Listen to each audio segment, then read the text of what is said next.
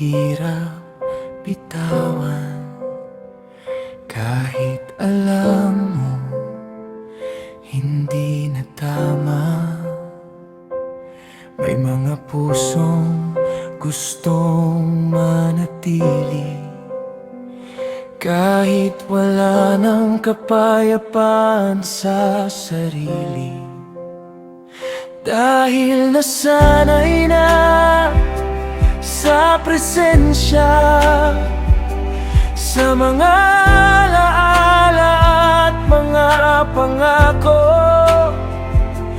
Pero minsan ang pinakamahirap gawin ay tanggapin ang totoo.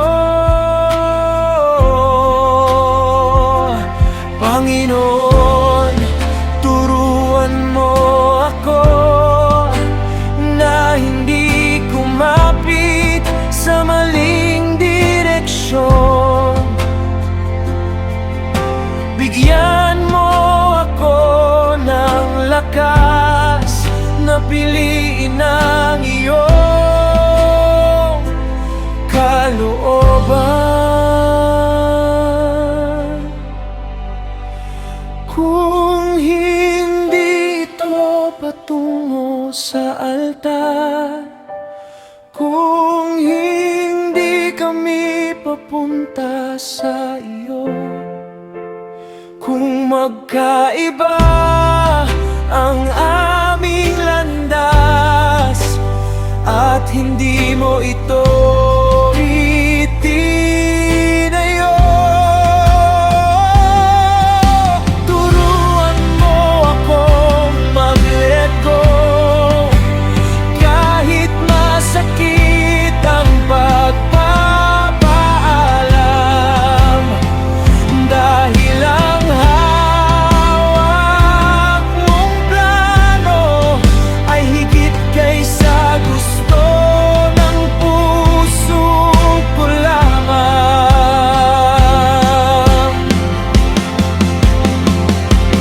Ang pag-ibig ay hindi laro lamang, hindi lang para takasan ng kalungkutan.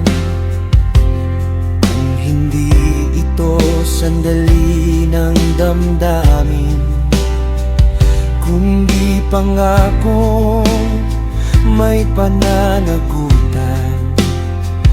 Paano kami lalakad ng magkasama kung iba ang aming pupuntahan? Paano magtatayo ng tahanan kung iba ang aming pundasyon? Hindi lahat ng dapat manatili ay dapat pang hawakan ng mahigpit. Minsan ang sagot ng panalangin ay ang lakas na umalis.